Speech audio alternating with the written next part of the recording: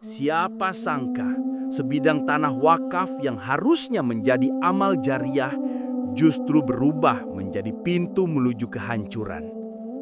Ketika seorang anak berani melawan amanah ayahnya sendiri, segala batas antara dunia dan akhirat pun terbuka. Inilah kisah mengerikan tentang keserakahan, pengkhianatan, dan azab yang menelan tanpa ampun. Jangan pernah main-main dengan harta yang bukan hakmu. Senja baru saja tenggelam di balik bukit kecil desa Sukamukti ketika Arman Rashid menurunkan tas hitamnya dari mobil. Hembusan angin lembab membawa bau tanah basah dan kayu tua. Rumah peninggalan ayahnya, Haji Rashid, berdiri sepi. Dindingnya mulai memudar, namun tetap menyisakan wibawa masa lalu. Arman berdiri di depan pintu kayu yang berderit ketika disentuh. Sudah bertahun-tahun ia tidak kembali. Banyak hal yang membuatnya menjauh. Kesulitannya, kebiasaannya menghamburkan uang, hubungan yang memburuk dengan keluarga. Namun hari ini, ia kembali dengan alasan yang sederhana tapi gelap. Kebutuhan akan harta. Rumah tua, tapi mungkin masih ada yang bisa dimanfaatkan. Gumamnya dingin. Ia masuk. Lampu temaram menerangi ruang tamu yang penuh debu.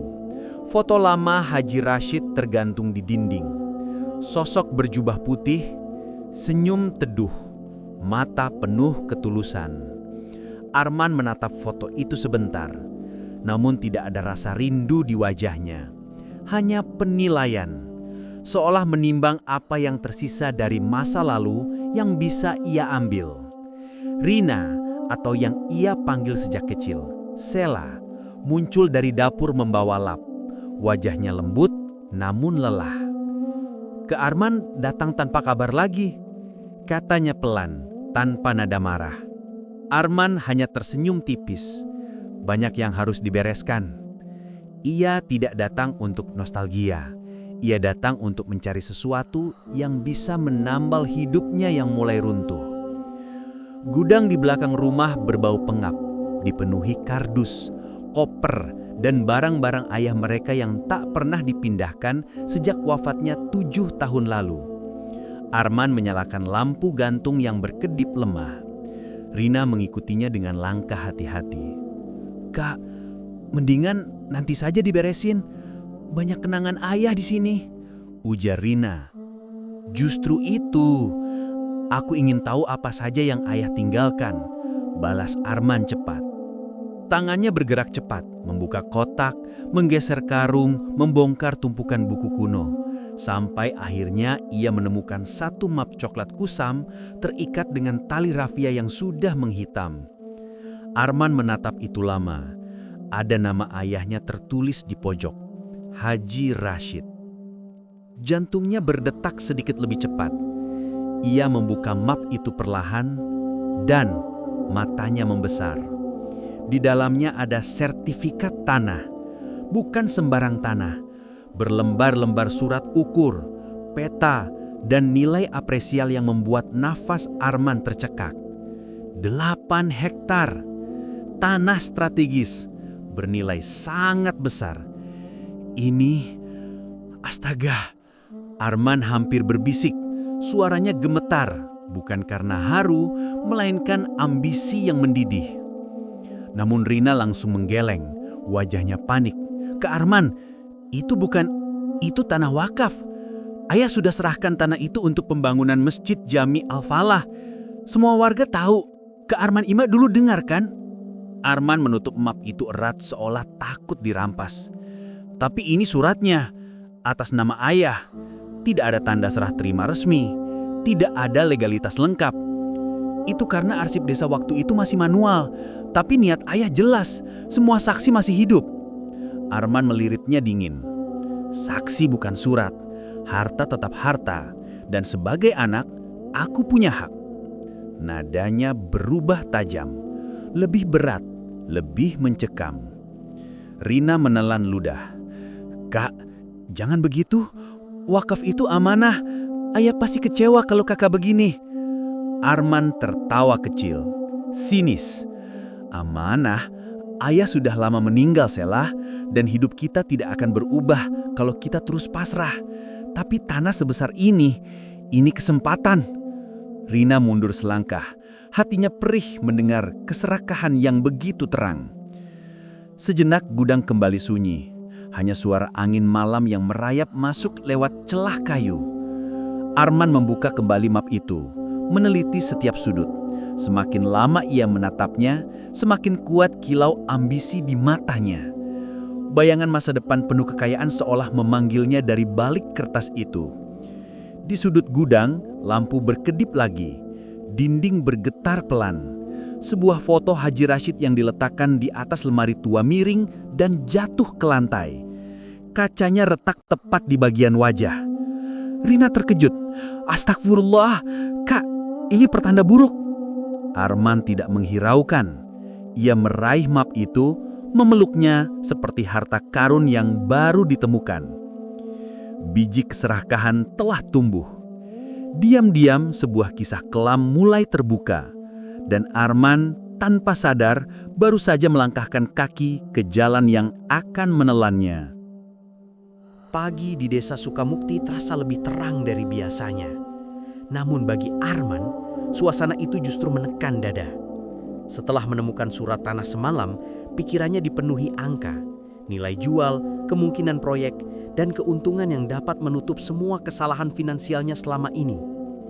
Ia menyetir ke arah lahan yang tertera dalam surat. Jalanan tanah yang memanjang dalam hening membawa Arman menuju hamparan luas yang dikelilingi ilalang tinggi.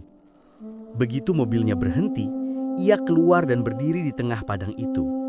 Udara lembab menyentuh kulitnya, sementara cahaya pagi memantul di rerumputan yang masih berembun.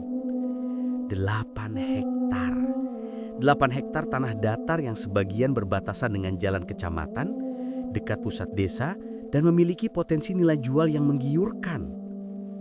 Ini bisa jadi komplek perumahan, gumamnya pelan. Atau ruko, nilainya bisa miliaran. Tatapannya berkilat, penuh rencana. Namun bayangan itu hancur seketika ketika ia mendengar suara palu dipukul. Arman menoleh. Di sisi timur lahan, beberapa warga terlihat bekerja. Mereka sedang mengaduk semen, menegapkan besi-besi kerangka, dan menyusun batu bata. Di tengah area itu, berdiri papan kayu besar bertuliskan Tanah Wakaf Haji Rashid. Arman terdiam. Dadanya terasa panas, seperti tersengat. Beberapa warga menyadari kehadirannya. Mereka menyapa dengan ragu, sopan, tetapi jelas tidak tahu maksud kedatangannya. Pak Arman, sudah lama nggak kelihatan. Ada keperluan apa, Pak? Sebelum Arman sempat menjawab, seorang pria tinggi bersorban putih mendekat. Wajahnya teduh, tatapannya dalam namun penuh kehati-hatian. Ia adalah Ustadz Salman. Assalamualaikum, Arman. Sudah lama kamu tidak datang ke tanah wakaf ayahmu. Arman merasa dadanya diremas mendengar kata wakaf. Ia tersenyum masam. Saya cuma lewat, Ustadz. Mau lihat-lihat saja. Ustadz Salman menatapnya sejenak, seakan mengukur isi hatinya. Tanah ini amanah besar Arman. Haji Rashid menyerahkannya untuk masjid yang bisa menampung seluruh warga. Beliau bahkan menulisnya ke saya dengan tangannya sendiri, meski surat resminya waktu itu tidak sempat disusun lengkap. Arman menggigit bibirnya. Kalau begitu, kalau tidak ada surat sah, apa betul ini sudah jadi wakaf, Ustadz? Pertanyaan itu membuat beberapa warga terhenti dari pekerjaannya. Mereka saling pandang, kaget, khawatir, dan bingung. Ustadz Salman menurunkan suara, tetapi tatapannya tetap tajam. Wakaf tidak hanya soal kertas, Arman, tapi niat dan amanah. Semua warga tahu itu. Dan kamu ada di sana waktu ayahmu menyampaikan niatnya. Arman memalingkan wajah. Ia ingat samar-samar, ayahnya berdiri di tanah itu, mengatakan ingin membangun masjid besar. Tapi ingatan itu sudah lama ia kubur bersama rasa hormat yang perlahan ia buang demi ambisinya sendiri. "Kalau begitu, kita lihat saja nanti." Ucapan itu membuat suasana berubah tegang. Tidak ada lagi yang berkata apa-apa. Hanya suara angin yang melintasi ilalang menggesek-gesek seperti bisikan marah yang tidak terlihat. Arman pulang dengan pikiran berputar-putar. Setiap kali ia mengedipkan mata, ia kembali melihat papan kayu, tanah wakaf Haji Rashid yang berdiri tegak di lahan itu. Sesampainya di rumah tua, ia merasa dadanya semakin sesak. Ia masuk ke kamar lamanya, menjatuhkan diri di kasur berdebu, mencoba tidur. Namun yang datang justru bayangan. Dalam mimpinya, ia kembali berdiri di lahan itu. Ilalang menjadi hitam, langit gelap. Masjid yang belum selesai berdiri sendirian, dingin dan kosong. Tapi di tengah tanah yang kosong itu, terlihat seorang lelaki berjubah putih membelakangi Arman. Tubuhnya diam, tapi hawa dinginnya terasa sampai ke tulang. "Ayah! Ayah!" Arman memanggil, tetapi suaranya seperti hilang ditelan angin. Sosok itu perlahan menoleh, namun wajahnya tidak terlihat, tertutup bayangan pekat. Tubuhnya tampak membungkuk seperti menanggung beban berat. Saat tangan hitam panjang merayap dari tanah di bawah kakinya, Arman berteriak, tetapi tidak ada suara keluar. Ia tersentak bangun, nafasnya terengah-engah, dadanya berdebar keras. Malam di kamar itu begitu senyap, terlalu senyap. Arman duduk, memegang kepala. Ini cuma mimpi, cuma mimpi. Namun di meja sampingnya, map caklat kusam itu terbuka sendiri seakan disentuh tangan yang tak kasat mata. Arman menatapnya, dan untuk pertama kalinya ia merasa ketakutan bercampur dengan godaan yang makin sulit ia abaikan. Tanah itu memanggilnya, harta itu memanggilnya, dan bayangan ayahnya mengikutinya. Angin sore berhembus pelan di sepanjang jalan menuju kota kecil tempat Arman membuat janji. Suasana kafe modern itu kontras dengan desa Sukamukti. Lampu gantung metalik, meja kayu mengkilap, dan suara musik lembut yang terasa asing bagi masalah berat yang Arman bawa. Arman duduk sambil mengetukkan jarinya di meja. Raut wajahnya gelisah namun penuh tekad. Beberapa menit kemudian, seorang pria berjas biru gelap datang menghampiri, membawa tablet dan map tebal. Pria itu adalah Riko Santosa, pengacara yang dikenal lihai mengutak-atik celah hukum. Tatapannya tajam, senyumnya dingin. "Maaf menunggu Pak Arman," katanya sambil duduk. "Anda bilang punya kasus tanah keluarga." Arman mengangguk, lalu mengeluarkan map coklat kusam berisi surat tanah ayahnya. Riko membukanya perlahan, membaca detail demi detail. Alisnya naik sedikit. 8 hektar, lokasi strategis, nilai besar. Ia tersenyum tipis. Kasus seperti ini sangat menarik. Arman menyandarkan badan, berusaha terlihat tenang. Masalahnya, warga desa mengaku ini tanah wakaf, tapi tidak ada bukti resmi. Tidak ada akta ikrar wakaf. Tidak ada surat serah terima. Riko mengetukkan pena ke meja, berpikir cepat. Saya mengerti. Banyak kasus wakaf lama yang tidak tercatat sempurna. Secara hukum, itu celah. Artinya? Tanya Arman, matanya menyala. "Artinya Anda bisa menuntut hak waris," jawab Riko santai. "Kalau benar ayah Anda tidak melakukan proses legal wakaf, maka secara administratif, tanah ini masih di bawah kepemilikannya. Dan sekarang jatuh ke Anda sebagai ahli waris." Arman menahan nafas sejenak. Kata-kata itu seperti angin segar yang sangat ia tunggu. "Ada satu hal," lanjut Riko sambil menggeser kacamatanya. "Kita butuh bukti bahwa Haji Rashid tidak benar-benar berniat mewakafkannya secara final." Arman menegang. Kata bukti menggantung berat di udara. Riko melanjutkan, nada suaranya semakin pragmatis.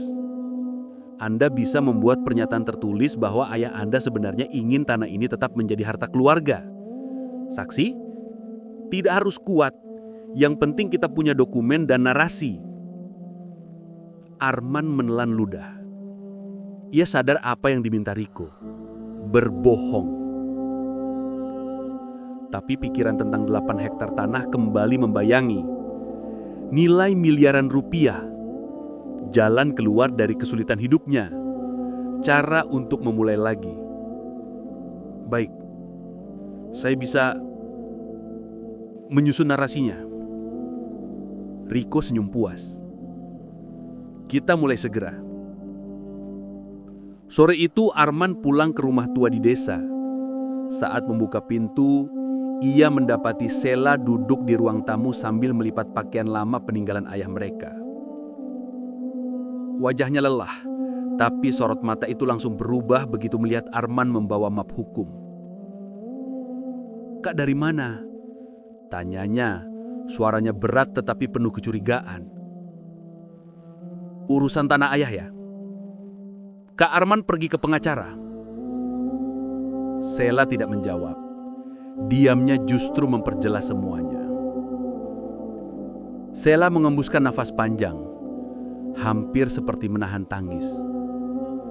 "Kak, kenapa kakak tega? Itu tanah wakaf. Ayah sudah niatkan untuk masjid. Semua warga tahu, kakak juga tahu. Tapi tidak ada bukti legal." Arman membalas cepat. "Ayah terlalu kesusu. Tidak tertulis, tidak bisa dianggap sah." Selam menatapnya seolah melihat orang asing. "Kak, ayah itu orang baik. Kalau sekarang kakak memutarbalikkan niatnya, berarti kakak mengkhianati ayah sendiri." Arman memalingkan wajah. "Aku melakukan ini untuk masa depan." "Bukan." Suara Sela pecah. "Kakak melakukan ini karena serakah." Keheningan merobek suasana rumah. Arman menggenggam map itu kuat-kuat. Seakan takut direbut. Sela menatapnya lama kemudian berbalik masuk ke kamarnya. Pintu tertutup keras. Untuk pertama kalinya, Arman merasa seluruh rumah itu menatapnya. Sunyi, menuduh. Di warung-warung desa, bisik-bisik mulai terdengar. Warga mulai membacakan kabar perubahan sikap Arman. Kemarin ditanya soal tanah wakaf itu. Ahli waris kok begitu ya? Kasihan Haji Rashid, anaknya malah begitu. Nama Arman berputar seperti arus deras, menimbulkan gelombang resah. Ustadz Salman mendengar kabar itu dan hanya menatap jauh ke arah lahan masjid yang sedang dibangun. Seolah alam pun ikut berubah. Angin terasa berat, langit lebih sering mendung, dan di dalam hati Arman, suara-suara kecil mulai mengganggu tidur malamnya. Ketika ia memejamkan mata, ia melihat bayangan ayahnya berdiri membelakanginya lagi. Lebih dekat, lebih gelap. Seakan menunggu atau memperingatkan. Pagi itu, udara Subang terasa lebih lembab dari biasanya. Awan menggantung rendah di atas kantor desa, seolah menekan bangunan tua yang dindingnya mulai terkelupas. Arman melangkah masuk dengan langkah cepat, terlalu cepat untuk ukuran seseorang yang mengaku hanya ingin meluruskan administrasi. Di belakangnya, Riko sang pengacara mengikuti dengan raut profesional yang dingin. Jasnya rapi, parfum mahalnya menusuk hidung setiap orang yang dilewatinya. Kontras sekali dengan suasana desa yang sederhana. Di ruang kerja Kepala Desa Daud, ketegangan langsung terbentuk begitu pintu ditutup. Daud, lelaki 50-an dengan rambut mulai memutih, memandangi dokumen yang dibawa Arman. Tatapannya menunjukkan sesuatu antara kasihan dan kecurigaan. "Arman," ujar Daud perlahan, Setahu saya tanah itu sudah diwakafkan. Ayahmu sendiri menyaksikannya di depan kami semua. Arman menahan nafas, lalu tersenyum tipis, senyum yang tak pernah ia miliki sebelum keserakahan merasukinya. Pak Daud, saya hanya ingin kepastian hukum. Kalau arsipnya memang ada, keluarkan saja. Kalau tidak lengkap, ya berarti niat wakaf itu tidak bisa dipertanggungjawabkan, kan? Riko ikut menimpali dengan suara datar namun tajam. Kami hanya menuntut legalitas. Tidak ada dokumen wakaf yang sah, maka tanah kembali kepada ahli waris. Daud menegakkan punggungnya. Tapi ada saksi, ada warga. Warga tidak berlaku di pengadilan. Potong Riko tenang namun menghujam. Tanpa bukti tertulis, itu hanya cerita. Hening menyelimuti ruangan. Daud mengusap wajahnya, gelisah. Ia tahu betapa mulianya niat Haji Rashid dulu. Tapi ia juga tahu dokumen penting itu memang hilang bertahun-tahun lalu saat kebakaran kecil melanda arsip desa. Arman melihat celah dan ia menikmatinya. Pak Daud, ujarnya pelan, mencondongkan tubuh. Saya cuma minta bantuan. Saya anak Haji Rashid. Masa Bapak lebih percaya warga daripada darah dagingnya? Daud tak menjawab. Etika dan rasa takut saling bergumul di dalam dirinya. Hari beranjak sore ketika Arman menemui Farid, petugas arsip muda yang ia kenal lama. Mereka berdiri di bawah pohon mangga tua dekat pagar belakang kantor desa. "Farid," kata Arman, suaranya rendah, "aku butuh kamu carikan dokumen yang bisa memperkuat hak warisku. Minimal bukti kepemilikan atau salinan yang bisa, yang kau tahu, membantu." Farid menatapnya tidak percaya. "Arman, itu tidak benar. Ayahmu..." "Ayahku sudah meninggal, Farid. Yang tersisa cuma aku. Masa kamu tidak bisa bantu teman sendiri?" Farid ragu, tapi tekanan itu makin menjerat. Ia akhirnya mengangguk perlahan, tanpa benar-benar memahami kesalahan yang baru saja ia setujui. Arman tersenyum, senyum yang bukan lagi dirinya. Malam tiba. Arman pulang dalam keadaan letih, tapi ada kepuasan di wajahnya. Rumah tua ayahnya gelap, kecuali lampu teras yang berkedip pelan. Saat ia membuka pintu, angin dingin menyapu ruang tamu. Tidak ada siapa-siapa. Namun ketika ia melangkah menuju kamar, sebuah suara menggema sangat jelas dari arah halaman belakang. Suara azan. Bukan azan dari masjid biasa. Suaranya serak, jauh, seperti datang dari sumur tua yang dalam. Seolah-olah seseorang yang sudah lama dikubur sedang memanggilnya. Arman tertegun, tenggorokannya kering. Ia menutup telinga tetapi suara itu tetap menembus pikirannya, mengguncangkan batinnya. Saat itu, mimisan mulai menetes. Darah hangat merembes dari hidungnya tanpa sebab, menodai kemeja putihnya. Arman terjatuh ke lutut, gemetar. Kenapa suaranya terus ada? Tapi begitu ia memberanikan diri menatap ke halaman belakang, suara itu hilang seketika. Hening, mencekam. Seolah-olah tidak pernah terjadi. Arman menelan ludah dan memaksakan diri berdiri.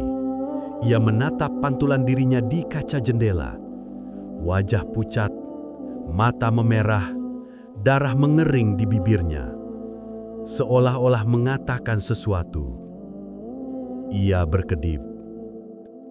Bayangan itu menghilang dan malam kembali sunyi. Namun keserakahan di hatinya tidak ikut pergi, bahkan menjadi lebih kuat. Hari sidang pertama tiba lebih cepat dari yang diperkirakan. Pengadilan Agama Subang penuh sesak. bukan hanya oleh keluarga dan para saksi, tetapi juga oleh warga desa yang merasa terpanggil membela amanah Haji Rashid. Cuaca mendung di luar membuat suasana ruang sidang semakin tegang, seolah langit ikut menahan napas. Arman datang lebih awal bersama Riko, pengacara yang terlihat seperti sudah menyusun skema kemenangan bahkan sebelum sidang dimulai. Arman duduk tegak, bahunya mengeras, wajahnya menunjukkan kepercayaan diri yang berlebihan. Tatapannya menyapu seluruh ruangan seakan ia adalah korban yang diperlakukan tidak adil. Di sisi lain ruangan, Sela duduk dengan wajah yang letih namun tegar. Tangan kecilnya bergetar saat menggenggam map berisi salinan foto lama Haji Rashid dan para saksi wakaf. Di sebelahnya, Ustadz Salman dan beberapa tetua kampung duduk dengan tenang, memancarkan aura kejujuran yang menenangkan. Ketika hakim memasuki ruangan, semua berdiri. Suara palu kayu yang diketuk menandai sidang dimulai. Baik, kita mulai persidangan mengenai kepemilikan tanah 8 hektar atas nama almarhum Haji Rashid, kata hakim dengan suara berat. Pihak penggugat, silakan menyampaikan argumen. Riko bangkit, melangkah ke depan dengan penuh keyakinan. Yang mulia, kami membawa bukti legal bahwa tanah tersebut tercatat sebagai milik pribadi Haji Rashid. Tidak ada dokumen wakaf resmi yang sah menurut hukum. Tanpa dokumen, tidak ada wakaf. Maka hak penuh jatuh kepada ahli waris, yaitu saudara Arman. Riko mengeluarkan sejumlah berkas, menjejaknya ke meja hakim. Arman tersenyum menang. Hakim mengamati dokumen itu dengan kening mengernyit. Ia tampak tidak nyaman. Pihak tergugat, Sela berdiri, suaranya kecil tapi stabil. Yang mulia, benar bahwa dokumen wakaf tidak lengkap. Tapi seluruh warga melihat sendiri bagaimana ayah kami mewakafkan tanah itu untuk masjid. Ada saksi, ada ustadz, ada tetua kampung. Ini soal amanah yang dulu disampaikan almarhum. Ustadz Salman maju. Saya berdiri di sini bukan untuk melawan hukum yang mulia. Tapi saya membawa ingatan dari sebuah peristiwa yang disaksikan puluhan orang. Haji Rashid menyerahkan tanah itu sebagai sedekah jariah bagi masyarakat. Kami hanya ingin melanjutkan niat beliau. Beberapa warga yang hadir mengangguk penuh emosi. Namun suasana berubah ketika Riko tersenyum sinis. Yang mulia, ujarnya tegas. Kesaksian tanpa dokumen hanyalah cerita yang tidak dapat dijadikan bukti formal. Sela menggigit bibir, matanya mulai berkaca-kaca. Ustadz Salman menunduk kecewa. Hakim melihat kedua belah pihak, lalu bertumpu pada berkas di hadapannya. Berkas yang memang tidak menunjukkan arsip wakaf yang sah. Ia memijit pelipisnya. Masalahnya, kata hakim perlahan, dokumen wakaf tidak ditemukan dalam arsip desa ataupun kantor kecamatan. Ini membuat kasus menjadi sulit. Arman mengerutkan kening, berpura-pura prihatin. Yang mulia, jangan sampai niat yang tidak pernah dituangkan secara hukum menahan hak keluarga saya. Sela mengangkat kepala. Itu bukan soal hak, Mas. Itu soal niat ayah. Arman menatapnya dengan tatapan tajam yang tidak pernah ia miliki sebelum semua ini. Tatapan yang membuat Sela mundur setapak. Hakim akhirnya berdiri. Sidang hari ini kami tunda. Kami akan memberi waktu bagi kedua belah pihak untuk menemukan bukti tambahan. Riko dan Arman tampak puas. Sela mengempalkan tangan, perih memenuhi dadanya. Namun saat Arman hendak keluar ruang sidang, sesuatu aneh terjadi. Lampu di langit-langit berkedip 3 kali, lalu mati sekejap. Ruang sidang meredup, beberapa orang berbisik kaget. Dalam sepersekian detik gelap itu, Arman merasa ada seseorang berdiri sangat dekat di belakangnya, bernapas berat seperti seseorang yang sedang menahan kemarahan. Ketika lampu menyala kembali, tidak ada siapa-siapa. Tapi tubuh Arman bergemetar ringan, dan untuk sesaat, ia mencium wangi tanah basah yang familiar, seperti aroma makam ayahnya. Ia menepisnya, mencoba mengabaikan ketakutannya. Keserakahan masih jauh lebih kuat. Malam itu, langit Subang terasa berat. Awan hitam menebal seakan menutupi setiap bintang, menyisakan suasana mencekam yang tidak biasa. Di tengah kegelapan itu, Arman berdiri di kejauhan, memandangi bangunan masjid yang masih setengah jadi. Bangunan yang seharusnya menjadi amal jariah ayahnya. Namun di mata Arman, bangunan itu bukan rumah ibadah, melainkan hambatan. Ia menatap Farid yang berdiri gelisah di sampingnya, bersama dua orang yang Arman sewa diam-diam. "Lakukan cepat," ujar Arman, suaranya dingin. "Hancurkan beberapa bagian, bikin kelihatan seperti bangunan ini terbengkalai dan tidak dirawat. Hakim perlu lihat bahwa tanah ini tidak digunakan sesuai rencana." Farid menelan ludah. "Arman, ini masjid. Belum selesai, tapi ini rumah Allah. Kita apa?" Potong Arman, matanya menyala. "Ayahku wakaf atau tidak, itu belum jelas secara hukum. Dan kalau memang belum jelas, aku berhak mengambil kembali apa yang seharusnya menjadi milikku." Farid menunduk. Ada rasa takut di wajahnya. Takut pada Arman dan mungkin takut pada sesuatu yang lebih besar yang sedang mereka langgar. Dua orang lainnya mengangguk pendek, lalu memulai aksi mereka. Dengan linggis dan palu, mereka merusak tiang kayu, memecahkan bagian dinding semen yang masih basah, dan menggulingkan tumpukan bata. Suara retakan menggema di udara malam. Farid menutup telinga. Setiap bunyi pukulan membuat dadanya sesak. Di kejauhan, Arman berdiri dengan tangan terlipat. Setiap serpihan bangunan yang jatuh justru membuatnya merasa lebih dekat dengan kemenangan. Ia tidak menyadari bahwa angin malam tiba-tiba berhenti. Tidak ada suara jangkrik, tidak ada daun bergerak. Hanya keheningan ganjil yang membuat bulu kudut Farid berdiri. Ketika pekerjaan selesai, ketiga lelaki itu segera kabur meninggalkan masjid yang kini tampak rusak parah. Arman tersenyum puas. "Sekarang, biar warga lihat, dan biar hakim lihat nanti." Namun senyum itu perlahan pudar. Ketika dari arah bangunan masjid terdengar seperti seseorang menarik napas panjang, sangat panjang. Seolah dari dada yang sudah tidak seharusnya bernafas. Farid menoleh, wajahnya pucat. "Kau dengar itu?" Arman menatap masjid, jantungnya berdetak tidak nyaman. "Tidak ada apa-apa. Pergi." Mereka pun pergi, tanpa menyadari bahwa bayangan panjang di sudut bangunan bergerak mengikuti langkah mereka. Keesokan paginya, warga geger. Masjid yang semalam masih kokoh, kini tampak seperti diterpa badai. Tiang patah, bata berserakan, dinding yang baru berdiri kini retak parah. "Siapa yang berani?" teriak salah satu warga. "Ini sabotase!" seru yang lain. Suasana memanas cepat.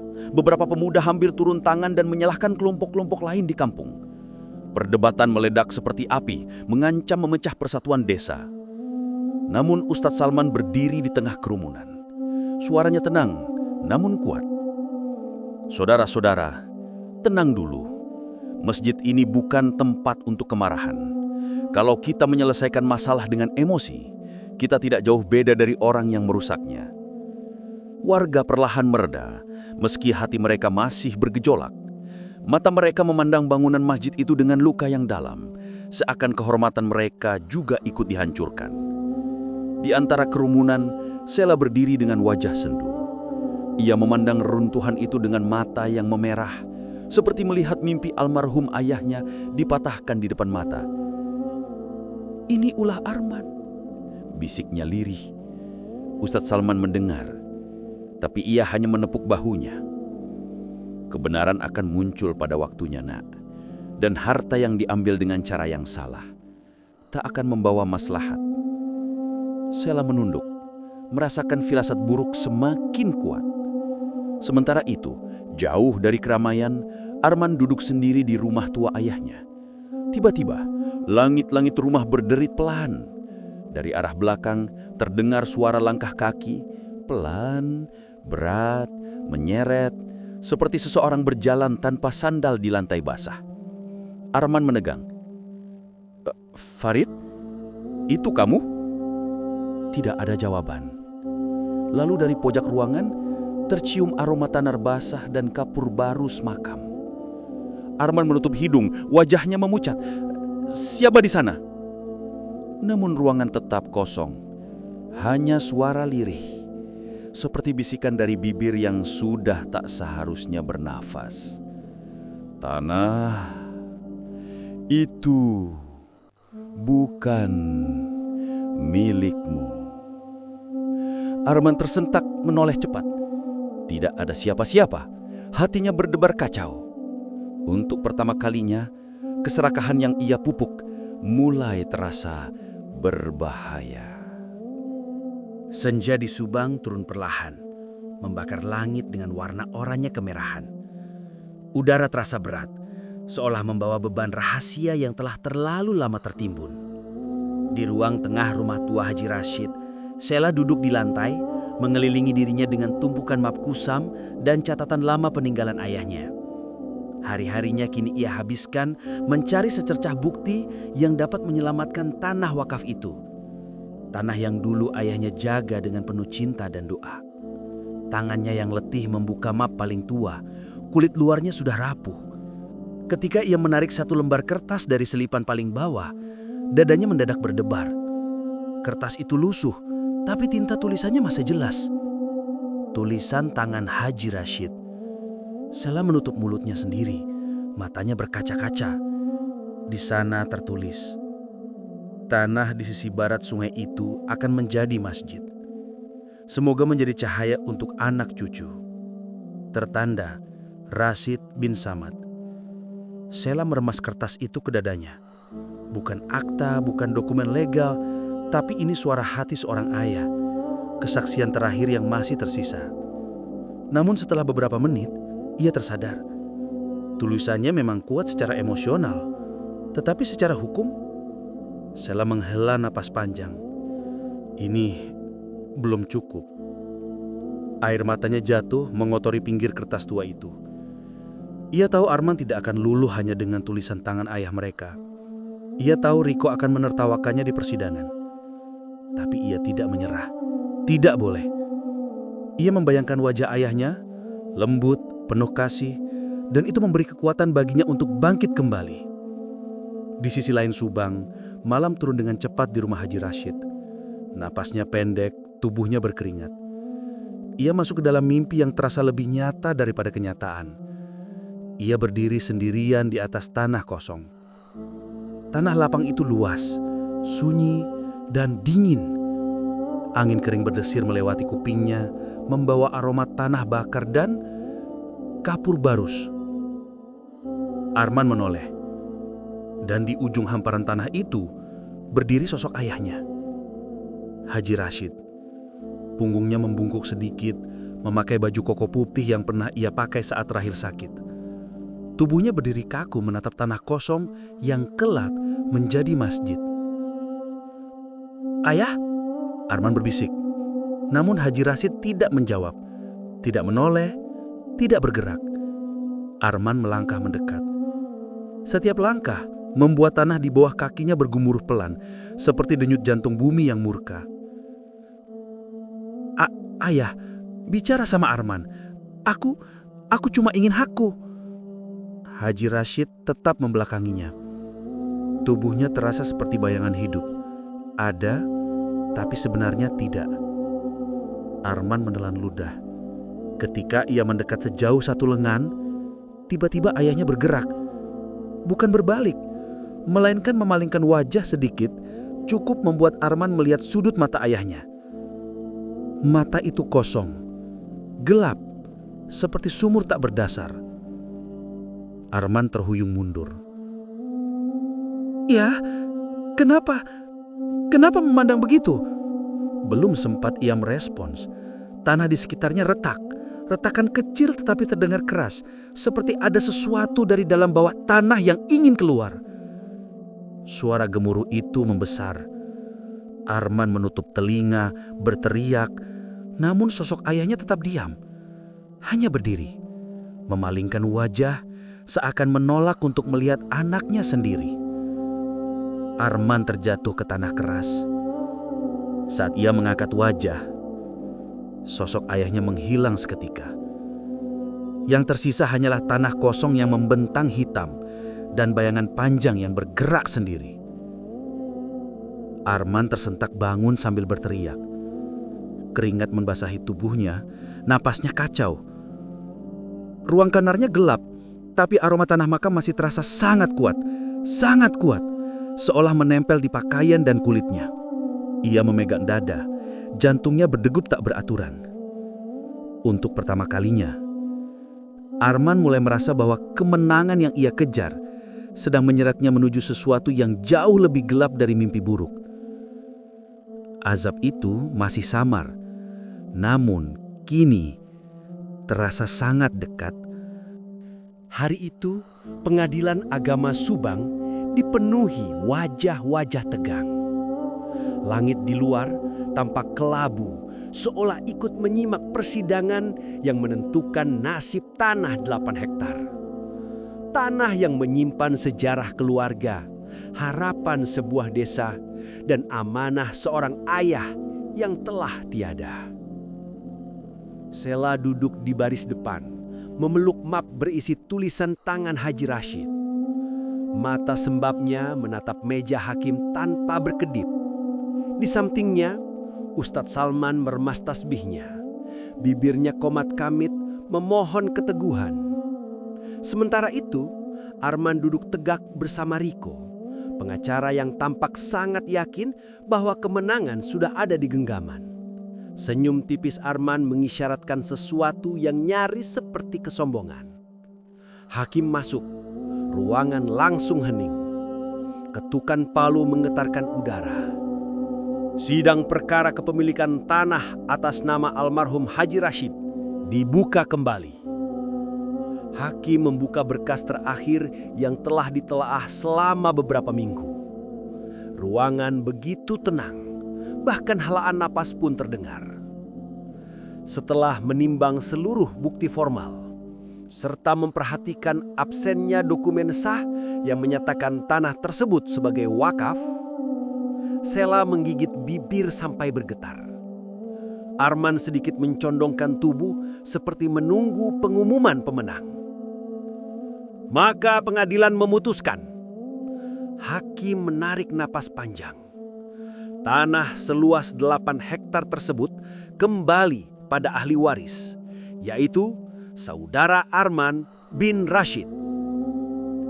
Suara itu seperti petir yang jatuh di tengah ruangan. Sela menelesak lemah. Mulutnya terbuka, tetapi tidak ada suara yang keluar. Kertas tulisan tangan ayahnya bergetar di tangannya. Di barisan belakang, beberapa warga menangis. Ada yang menutup wajah, ada yang marah, tapi tak berdaya. Mereka memandangi Arman dengan campuran kecewa dan hancur. Bukan karena kalah, tapi karena amanah seorang yang mereka hormati kini dipaksa hilang dari sejarah. Arman memejamkan mata. Ia tersenyum lebar. Kemenangan besar, sangat besar. Riko menepuk pundaknya. Sudah kubilang, asal main bersih di atas kertas, kau pasti menang. Namun ucapan itu langsung terputus ketika lampu ruang sidang berkedip mendadak. Detik berikutnya, seluruh ruangan merasakan hembusan udara dingin aneh. Dingin yang tidak alami. Seperti angin dari ruangan bawah tanah atau dari liang kubur. Arman membuka matanya. Senyumnya memudar sedikit. Telinganya mendengar sesuatu bisikan sangat lembut tepat di belakang kepalanya. Anak yang hilang. Arman menoleh cepat. Tidak ada siapa-siapa. Riko sibuk membereskan berkas. Hakim sudah berdiri hendak meninggalkan ruangan. Warga masih menangis, ada yang menutup wajah, ada yang marah tapi tak berdaya. Mereka memandangi Arman dengan campuran kecewa dan hancur.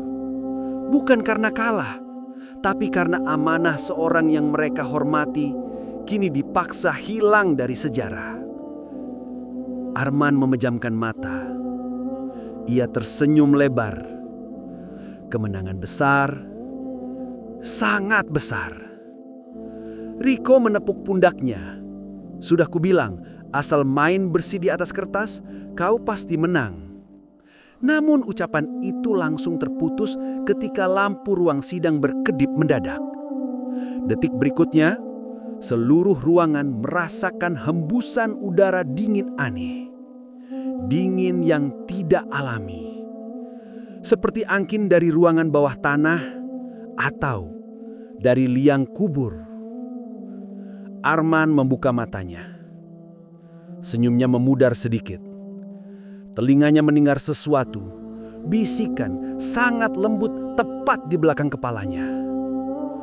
Kau rebut apa yang bukan milikmu. Arman menoleh mendadak. Kursinya bergeser keras sampai membuat orang menoleh. Napasnya tercekak seperti ada tangan dingin melingkar di lehernya. Ada apa, Man? Tanya Riko. Arman hanya menggeleng cepat. Tidak ada apa-apa. Namun tubuhnya bergetar. Di sudut ruangan dekat pintu keluar, ia melihat sesuatu yang membuatnya hampir jatuh. Bayangan tegap seorang pria tua berdiri membelakanginya. Baju koko putih lusuh, kopiah sedikit miring, bahunya kaku.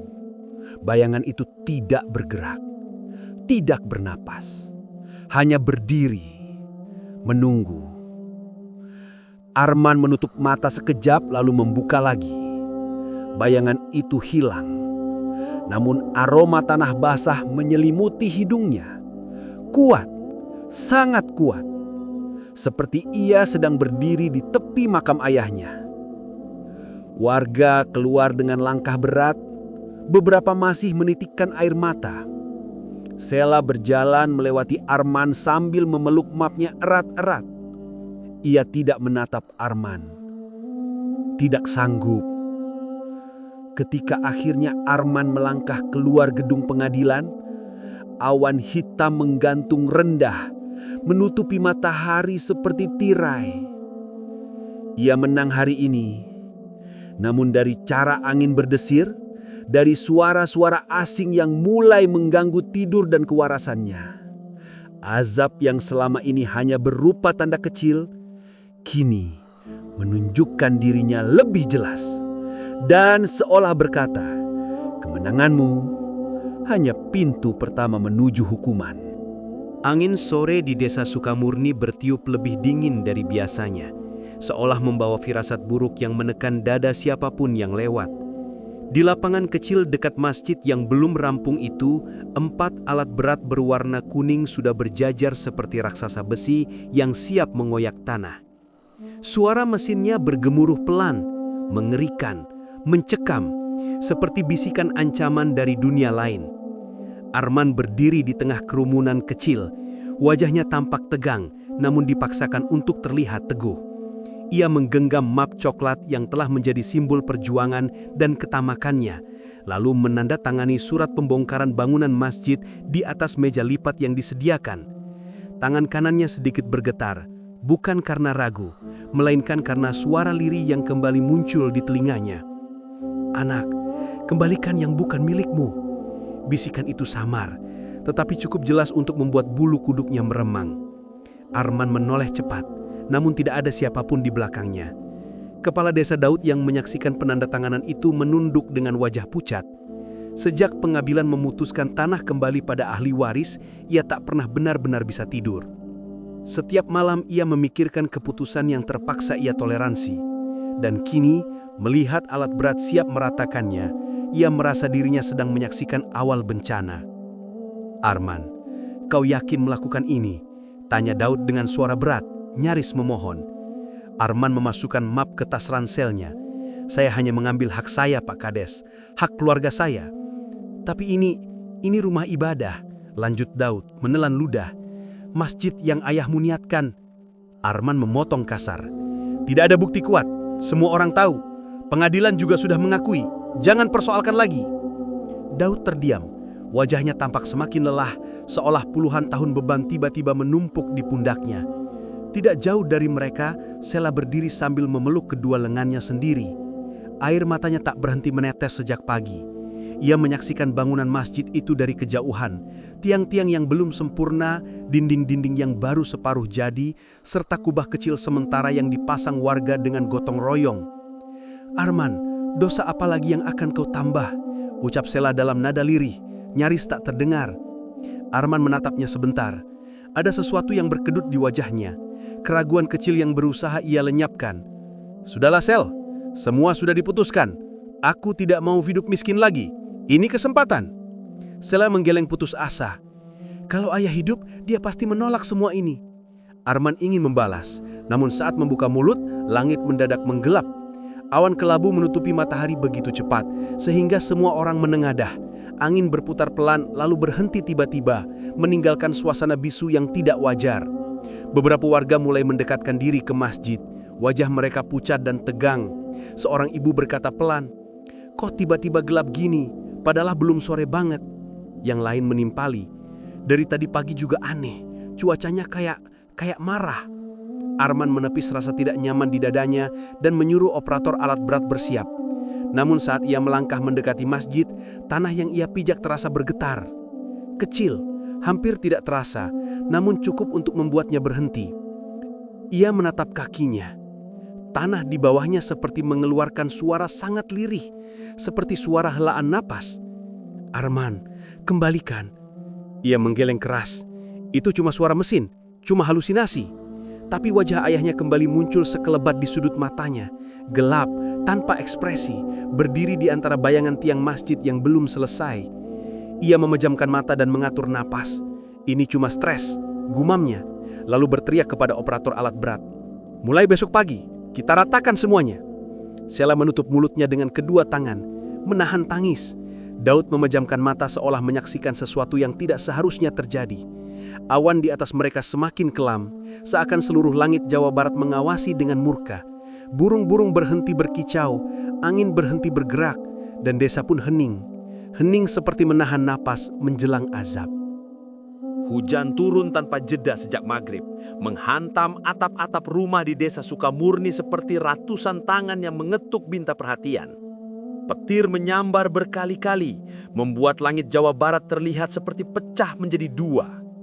Malam itu, udara membawa aroma tanah basah, pekat dan berat, seolah menggendong firasat buruk yang tidak dapat dihindari. Ketika pukul 9 malam lewat, listrik desa tiba-tiba padam. Semua lampu meredup serempak, menenggelamkan rumah-rumah dalam kegelapan gulita. Hanya cahaya sesekali dari kilatan petir yang memperlihatkan bentuk-bentuk rumah, pohon, dan pagar tua dalam bayangan yang tersebar kacau. Di dalam rumah ayahnya yang kini ia tempati, Arman duduk termenung di ruang tamu. Suara hujan membesar, memukul genting dengan keras. Namun, bagi Arman, suara itu seperti gema peringatan. Ketika petir menyambar, sekelebat bayangan terlihat di jendela. Bayangan seorang tua, berdiri tegak, diam. Arman tercekat. Ia menoleh cepat ke arah jendela. "Tidak, itu cuma bayangan pohon," gumamnya. "Cuma ilusi. Hujan begini pasti cahaya menipu." Namun petir berikutnya membantah dirinya sendiri. Bayangan itu masih ada dan kali ini wajahnya tampak samar. Wajah yang begitu ia kenal sejak kecil. Haji Rashid, ayahnya. Arman mundur satu langkah, lututnya melemas. "Tidak, ayah sudah meninggal. Ini tidak mungkin." Di luar rumah, seseorang mengetuk pintu dengan tergesa. 3 kali, keras. Duk, duk, duk. Arman tersentak kaget. Ia meraih senter kecil dan membuka pintu perlahan. Farid berdiri di teras, sudah basah kuyup hingga ke tulang. Nafasnya terengah-engah, wajahnya tampak ketakutan. "Man, gue nggak bisa tidur. Dari tadi gue ngerasa ada yang nggak benar," katanya terbata. gue denger suara kayak ada yang manggil nama lu di kebun belakang. Serius man, gue nggak bohong. Arman berusaha tegar. Udahlah Rit, lo aja yang kebanyakan mikir. Hujan begini, angin pasti bawa suara dari mana-mana. Bukan man, bukan suara angin. Itu suara orang tua. Suaranya berat, lama, kayak suara bapak lu. Arman mematung. Suara hujan tiba-tiba terdengar lebih keras. Petir menyambar, membuat halaman depan rumah terlihat jelas sejenak. Dan di sana, di bawah pohon rambutan tua, berdiri sosok ayahnya. Tidak bergerak, tidak berkedip, hanya menatap. Arman menjatuhkan senternya. Cahaya itu berputar-putar di lantai kayu, menciptakan bayangan-bayangan aneh. Rit, lo lihat itu? Suaranya bergetar. Farid menutup mulutnya dengan tangan. Matanya membesar, wajahnya memucat seperti kertas. Man, gue pulang. Gue nggak mau ikut campur lagi. Maaf man, gue takut. Tanpa menunggu jawaban, Farid mundur perlahan, lalu berbalik dan berlari menembus hujan lebat. Arman berdiri terpaku, jantungnya berdentum seperti genderang perang. Ia menatap kembali ke halaman. Sosok ayahnya masih ada. Hujan menembus tubuh itu. Atau lebih tepatnya, menembus bayangannya. Lalu tanah di bawah kaki Arman bergetar pelan. Getaran itu tidak wajar. Bukan karena hujan, bukan karena guntur. Arman merasakan bumi seolah bernafas. Arman. Suara itu muncul dari arah tanah, bukan dari udara, sedalam gemuruh yang berasal dari perut bumi. Arman menutup telinganya, tapi suara itu justru semakin jelas, seperti panggilan dari dunia yang tidak terlihat. Kembalikan. Arman berteriak histeris, terjatuh duduk di lantai teras. Hujan membasahi tubuhnya ketika ia merangkak mundur, ketakutan melampaui logika. Langit kembali menyala oleh petir, dan sosok ayahnya menghilang. Namun tanah tetap bergetar, seakan memberi aba-aba bahwa malam itu adalah permulaan. Permulaan dari sesuatu yang jauh lebih gelap. Pagi itu, desa Sukamurni terasa muram. Hujan semalam menyisakan kabut tipis yang menggantung rendah di antara pepohonan, seakan enggan pergi. Tanah masih basah, licin, dan udara mengandung aroma lumpur serta ketegangan yang mengambang di setiap sudut desa. Di depan bangunan masjid yang belum selesai, warga sudah berkumpul. Mereka berdiri berderet dengan payung, sapu tangan, dan wajah-wajah yang tak lagi bisa menyembunyikan kecemasan. Sebagian wanita menangis diam-diam, sebagian lelaki menatap tanah dengan rahang mengeras menahan amarah, dan sebagian lagi hanya bisa menggeleng tidak percaya. Suara mesin ekskavator mendengung rendah, panas, berat, seperti monster besi yang kelaparan. Arman datang dengan pakaian rapi dan jas hujan hitam. Ia berjalan mendekati operator alat berat dengan langkah mantap, seolah dirinya lah pemilik seluruh desa itu. Di wajahnya terpampang keyakinan yang dipaksa, meski matanya menunjukkan kelelahan dari ketegangan semalam. Mulai, katanya datar. Operator mengangguk ragu. Ia sempat melirik warga yang semakin gaduh. Pak, warga nggak setuju. Apa kita tetap? Arman menatap tajam. Mulai, sekarang.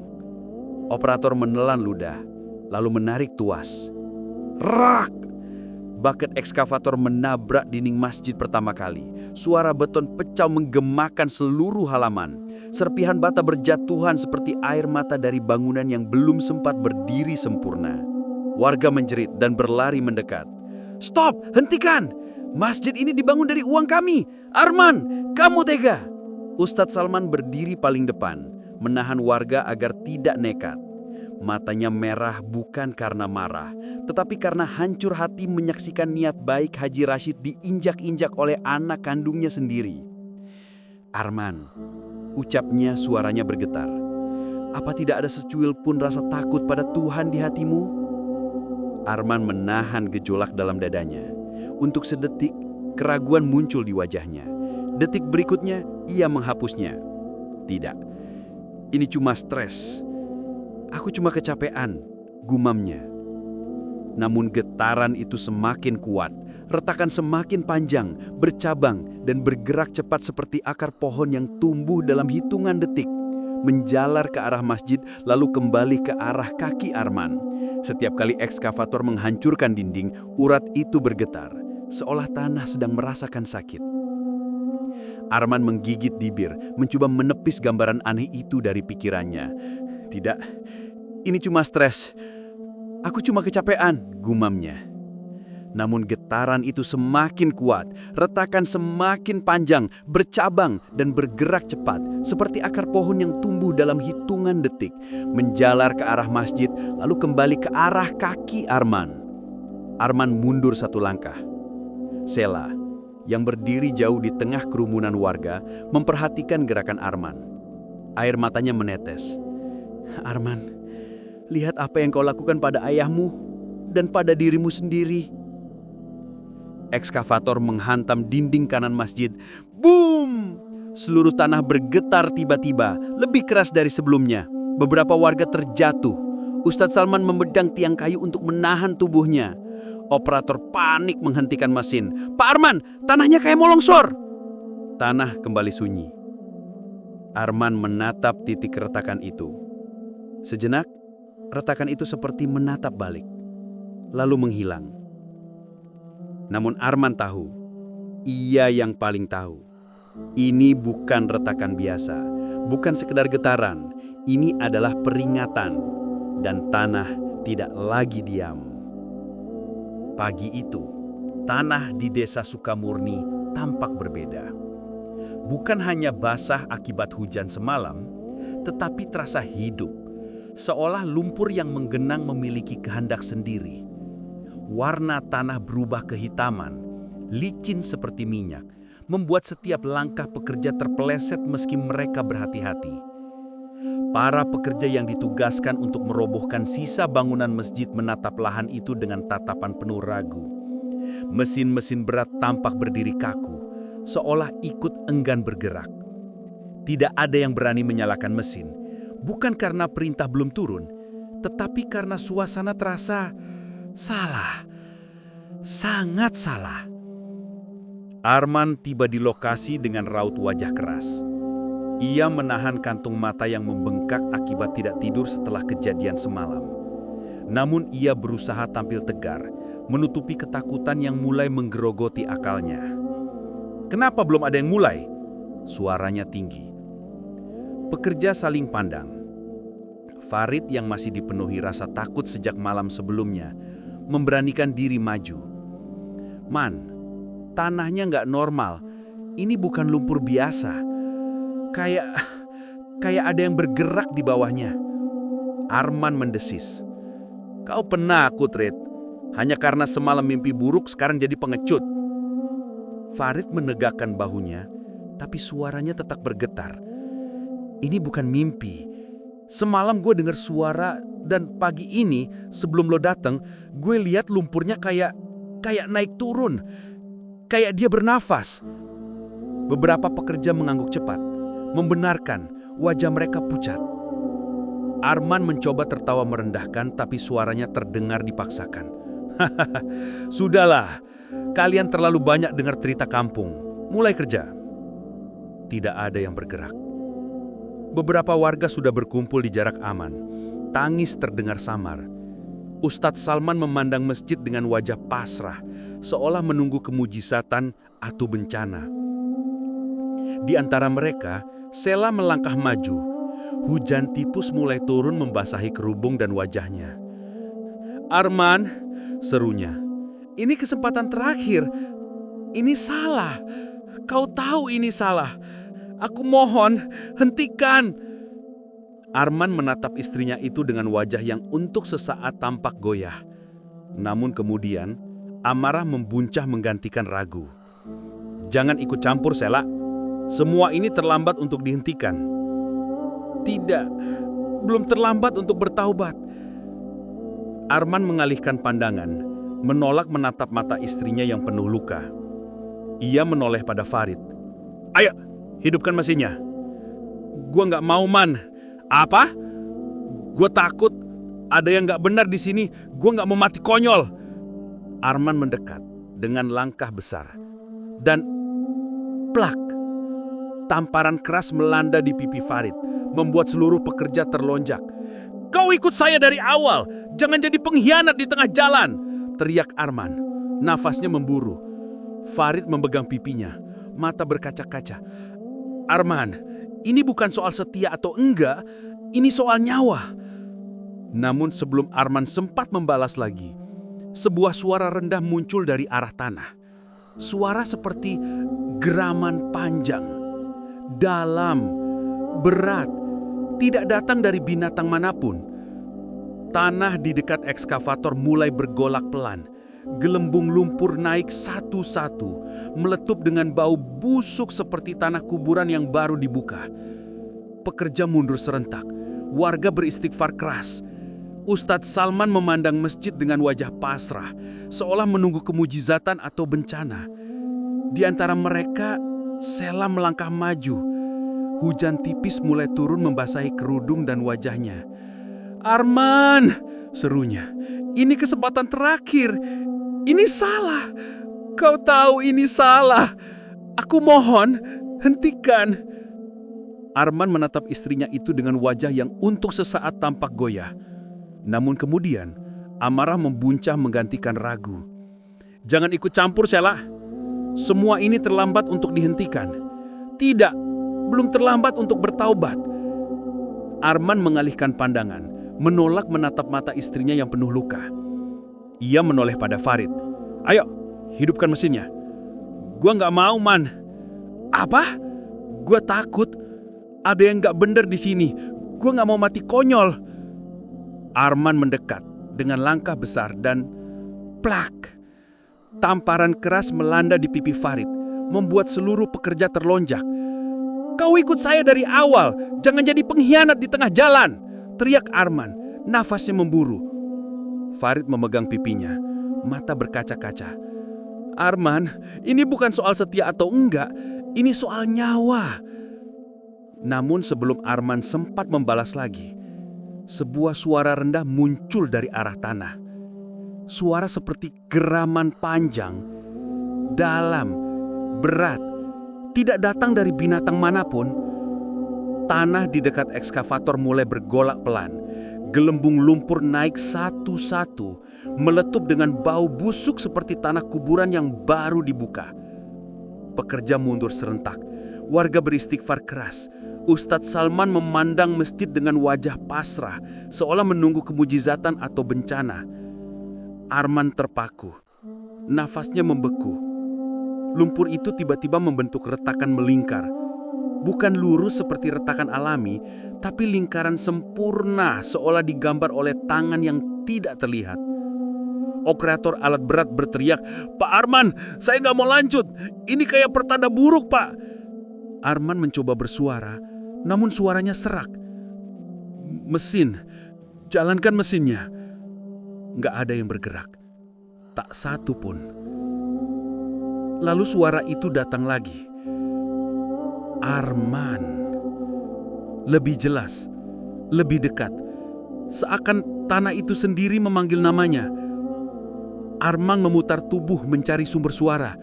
Namun tanah kembali berdenyut, lebih cepat seperti jantung raksasa yang mulai bangun di bawahnya. Tanah dan lumpur tiba-tiba mengeluarkan gelembung lebih besar. Retakan baru terbentuk hingga mengarah tepat ke kaki Arman. Sela jerit, "Arman!" Seluruh pekerja lari tunggang langgang. Operator menjatuhkan helmnya dan ikut kabur. Farid berlari ke arah warga dengan berteriak, "Lari! Lari! Tanahnya hidup!"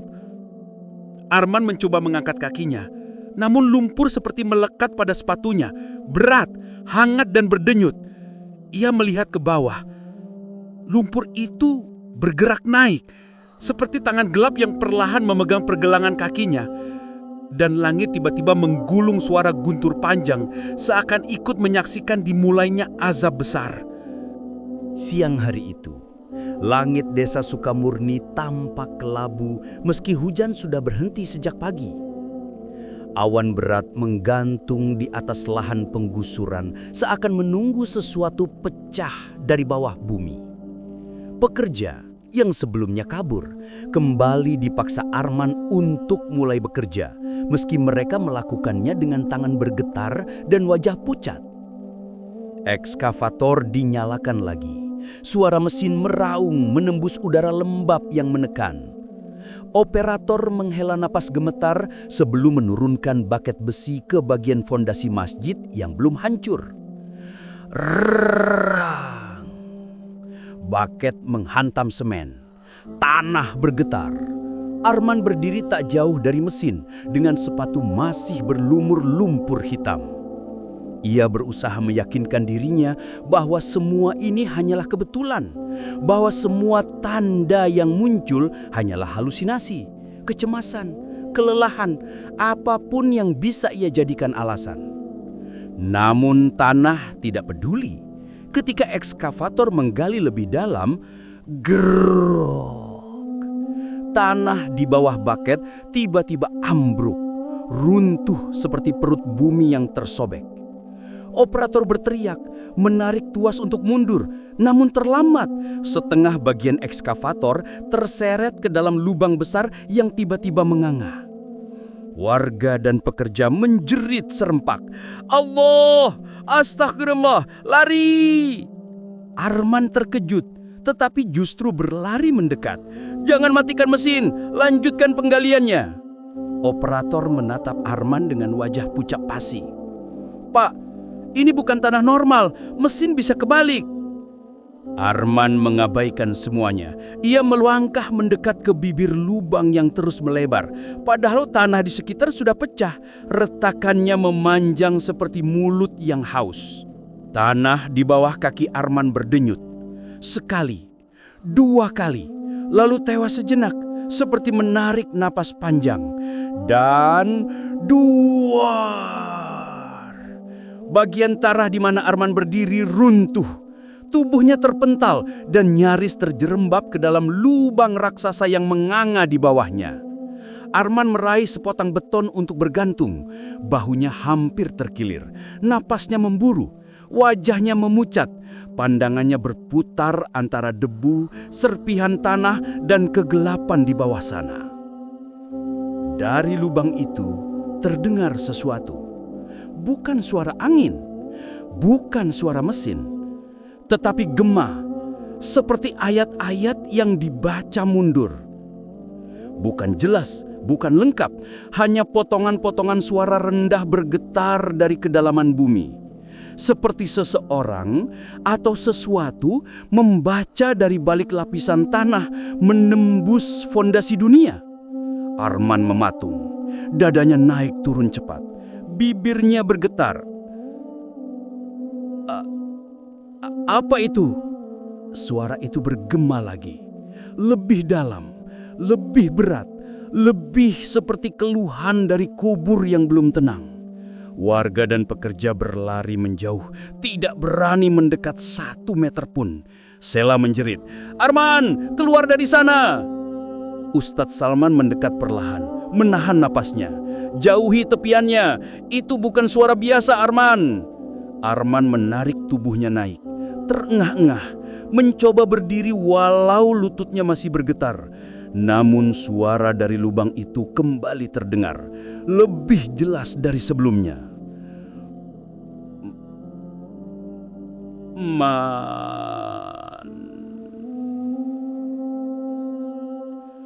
Arman membeku. Ia menatap ke dalam lubang gelap itu. Matanya membesar. Tidak mungkin.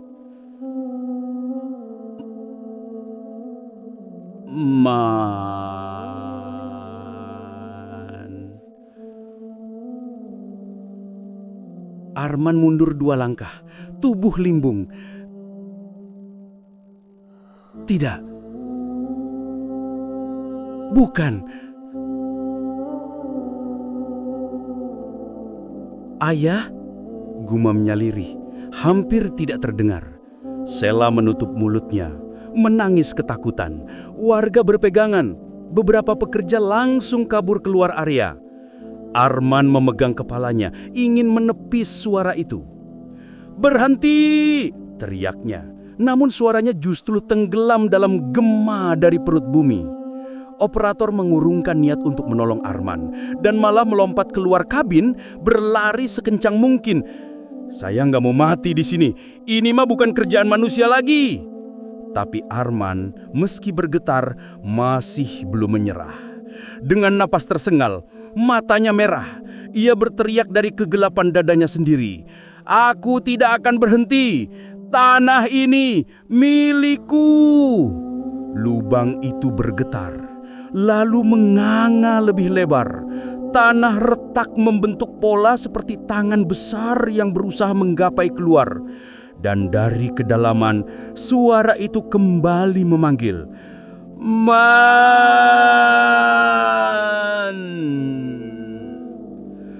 Untuk apa kau ganggu tanah wakaf ini?" Suara itu bukan milik manusia dan bukan pula milik makhluk yang ingin didekati. Angin berputar hebat di sekeliling Arman. Tanah memuntahkan air hitam pekat, seperti nafas bumi yang marah. Arman terjatuh, tubuhnya terseret oleh lumpur yang bergerak seperti makhluk hidup. Warga panik. Sela menangis sambil membaca ayat-ayat perlindungan. Dan Farid kabur dengan ketakutan yang belum pernah ia rasakan. Azab kini terlihat jelas, dan Arman menjadi pusatnya. Arman akhirnya terseret sepenuhnya ke dalam lumpur hitam yang merekah di lahan wakaf. Teriakannya terputus, tubuhnya hilang tanpa jejak, seolah bumi sendiri menegakkan amanah yang pernah dikhianati. Begitu ia lenyap, tanah perlahan menutup dan kembali tenang. Tak ada lagi retakan, tak ada lagi air hitam. Beberapa hari kemudian, warga bersama Ustadz Salman membangun kembali masjid dengan hati-hati dan penuh doa. Suasana desa kembali damai. Sela berdiri di makam ayahnya, menabur bunga sambil menatap lahan wakaf yang kini kembali suci. Angin berhembus lembut, seolah membawa pesan terakhir. Amanah itu bukan sekedar dokumen, melainkan warisan yang dijaga langit. Cerita berakhir dengan pelajaran yang tajam. Mengkhianati amanah wakaf bukan hanya kesalahan, tetapi jalan menuju kehancuran diri. Saudaraku, inilah akhir dari kisah Arman. Seorang anak yang buta oleh harta, tuli oleh nasihat, dan gelap oleh ambisinya sendiri. Ia lupa bahwa amanah bukan sekedar tulisan di atas kertas, tapi titipan yang beratnya akan dipertanggungjawabkan di hadapan Allah Azza wa Jalla. Dan ketika seorang hamba merusak amanah wakaf, hak yang seharusnya menjadi cahaya bagi umat, maka lihatlah, bumi pun ikut bersaksi. Tanah yang diinjak menjadi saksi, udara menjadi saksi, bahkan keheningan pun ikut mengabarkan kebenaran. Arman bukan dihukum oleh manusia, bukan oleh hakim, tapi oleh takdir yang ia undang sendiri. Karena siapa yang mengambil sesuatu yang bukan haknya, maka pada akhirnya ia akan diambil kembali, baik hartanya, ketenangannya, bahkan hidupnya. Semoga kita semua dijauhkan dari sifat tamak, dari hati yang keras, dan dari langkah-langkah menuju dosa. Jadikan kisah ini sebagai pengingat bahwa harta yang halal itu berkah, tapi harta yang dirampas adalah api yang membakar pemiliknya. Saya, Ismail bercerita, mengingatkan, jaga amanah, jaga hati, dan jaga diri dari ambisi yang bisa menghancurkan hidup. Jika kisah ini memberi hikmah untuk kita semua, jangan lupa tekan tombol subscribe, like, dan share, agar semakin banyak yang tersentuh dan semakin banyak yang sadar bahwa dunia hanya sementara, tapi pertanggungjawaban itu kekal selama-lamanya. Sampai jumpa di kisah berikutnya. Assalamualaikum warahmatullahi wabarakatuh.